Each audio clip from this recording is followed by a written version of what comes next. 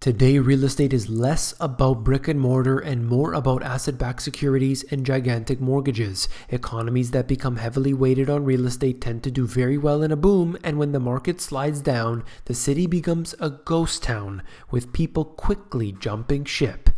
You came here for the truth, so let me unveil that for you. Today, we will look at the perfect storm that's brewing in real estate. Let's begin by taking a look at the pending home sales that fell 4.7% in January. That's according to the National Association of Realtors. It's the lowest reading since October of 2014, after the biggest monthly decline since 2010, when the recovery was just getting started. Remember that this is coming at a time when mortgage rates are near historic lows. Yes, they have come up from where they were at their bottom, but clearly we are near the historic lows at this time. Interest rates in general, very low, yet people are still burdened by the debt that they have, simply because as long as they're willing to get more, they will take it. And that is not a good sign. You can see the weakness developing here in pending home sales. This depends, of course, on different markets, and you look in different places, you get a different picture. However, we need to just analyze what is really going on. I want to know the truth. If I look at Manhattan luxury real estate and I look at San Francisco luxury real estate, I'm going to get a different picture if I look at, for example, a national average. And so you need to really drill down and understand that there are different markets. There are luxury markets, and there are, let's say, the median markets and low end. And we also need to look at condos. We need to look at rental markets. We need to look at these in different areas of these different different cities, different states. If you're looking at Canada with different provinces, we need to really break it down and understand that what economy is in that particular area. Do you see oil in that area? Well, if oil prices start to slide, you might see the housing prices affected in that area, yet the national average may be going up. And that was present, very much so, in Alberta, in Canada, not too long ago. Now, I'll move on to show you the chart form of this. Existing home sales year over year, you can see again that we are in this territory not seen since 2014. Now remember, if this declines, there are interconnected markets. What about industrial metals? What about all the industrial supplies? What about suppliers like Home Depot and others, Caterpillar, other businesses that are interconnected with construction, with housing? This is very, very important, and I don't think that people understand how it all works. They think that the sectors are very much, let's say, not correlated to other ones, but that's a big mistake to forget about that. Now, we can compare the housing prices Canada to the US, and you will see some very interesting, not correlations. During the early 2000s, the US real estate market rose much quicker than the Canadian market, and you saw that happening very clearly right here. You could see what happened. However, the great financial crisis hit and the US real estate collapsed. Okay, you saw that happening. Now, although somewhat of a retracement in Canadian real estate, it was barely affected, especially when you look in an area like Toronto or Vancouver. The Canadian real estate market has been the little engine that could consistently powering higher, and that has been the case in Canada right now. We look at many areas around Canada, you see the prices continuing to escalate, mortgage rates obviously being historically near the bottom, even though they've come up from their lowest point. Again, still very, very low. Interest rates, same deal. But one thing that's a little different about Canada right now, the only industry is real estate. That's all that really is present within Canada. And should this turn around, you're going to have a major catastrophe, because such a large percentage of the public works in and around the field of real estate. You have to think, All of those people in the construction field, huge business there. You have the realtors, you have the mortgage brokers, you have the financial industry that's surrounding that. There is a very, very important base of work that exists simply because more homes are being built, purchased, sold, and so on. So let's keep our eyes focused on this and remember the ripple effect.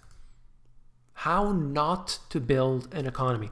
And this is exactly what I'm talking about. If memory serves correctly, we're talking here about the Canadian market. So look at this. Residential investment percentage of GDP, and you can see how it's really turned over the years. But ultimately, housing makes up a bigger and bigger percentage of the GDP. Investment in machinery, equipment, research, and development as a percentage of GDP has been declining. Not a good sign. Because these things, while both of them could be real, you don't want any one particular sector to be doing much, much better than the rest. Look at particular, countries like Venezuela. When the economy starts to suffer because of oil going down, then you have a very big problem. It doesn't take a very long time for everything to go haywire. When we saw the oil prices coming down, it affected the Canadian economy, particularly the area surrounding the tar sands or oil sands. You saw that being a big weight on the shoulders, and it caused a minor exodus from the area. You saw housing prices declining significantly. There was a boom previous to that because people were moving in. They were thinking they're going to get into the oil industry. They're working. Suddenly, everybody's laying people off. You can't get jobs. Okay? This is something important to focus on. You might not be able to see, the font is quite small here, but I'll cover it just quickly. Change in debt over the past 3 years. And you can see which ones have really been, I would say, problematic. This on the side here, let me see, debt as a share of GDP. So you can see how this has all been a very big problem for these different places. Look, US at the housing bubble peak. Canada has basically surpassed that. Norway, South Korea, we're all in this region here being very problematic. But you know what? As far as I'm concerned, you can't just take this for what it is. I mean, you need to understand, if I just say US, we're not getting a good picture. And that's why I say we have to drill down further and further, understand the economies in those particular areas. We need to do that. And that's what I'd like to bring up here. I hope you appreciate that. I don't just say housing prices are crashing, the end. You need to know that. I want to be able to break that down. I want to say, okay, housing prices in Detroit not doing so well. Why? Oh, there is an industry that used to be there that isn't there anymore. Okay, that's the reason. And of course, other issues. But we need to know that for all of these different areas. I hope that is clear as mud, as they say. This was interesting. I wanted to show this to you. The top 15 cities globally hold $24 trillion in wealth. That's about 11% of the world's total wealth for those keeping count. And lo and behold, Toronto makes it to the list. $944 billion.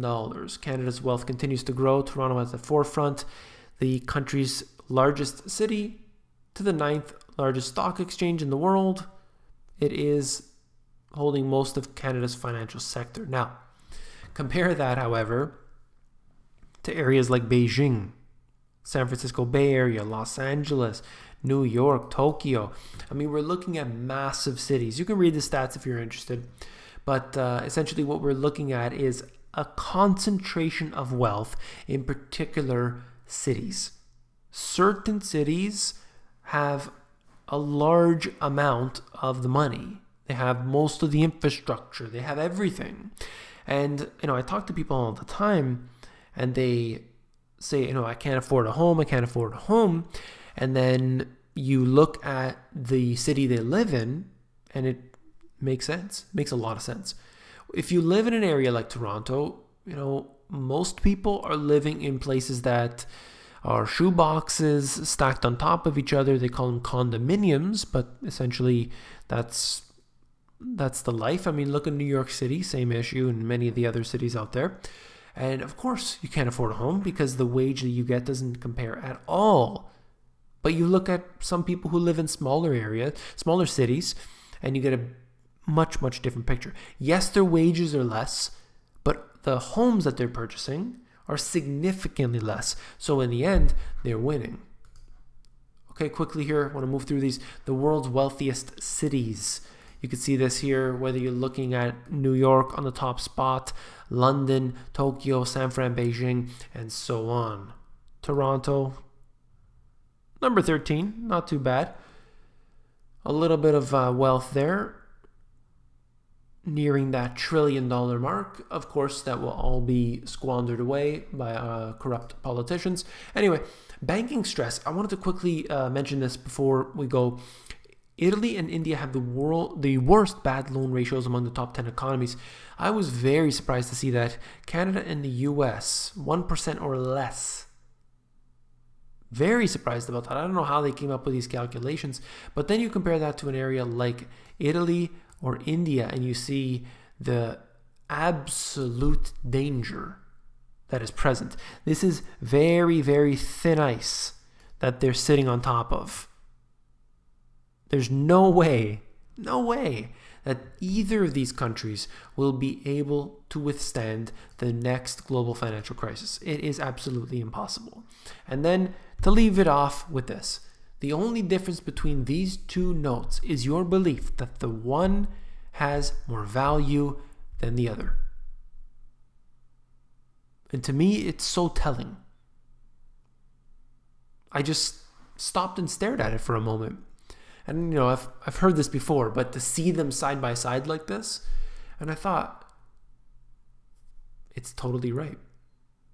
It's true that we have given these central bankers, our governments, the idea that you can print money out of thin air, put some guy's face on the front, label it a 1 or a 10 or a 20 or 100, give it a different value, even though they all have the exact same value. All paper currency has the same value, of course. It's just a piece of paper. And then you use that Federal Reserve note, in this case, to exchange it for goods or services. But ultimately, as we see in the case of Venezuela, sometimes those goods and services are not valid or are not able to be purchased with your invalid currency. Suddenly you're using monopoly money. But you worked really hard every day, day in and day out, and you saved it and you put that under your mattress. And then one day it was not valid anymore. That's what these governments and central banks are doing to us. And we are the victims here. If you found this video informative, please give me a thumbs up. Last but not least, if you found the video informative, I know you'll find my books, The Money GPS, and my new release, Global Economic Collapse, even more informative. You can actually flip through these books. If you go over to Amazon, there's a look inside feature. It's going to allow you to flip through the pages of these books to see if you like them. Take care.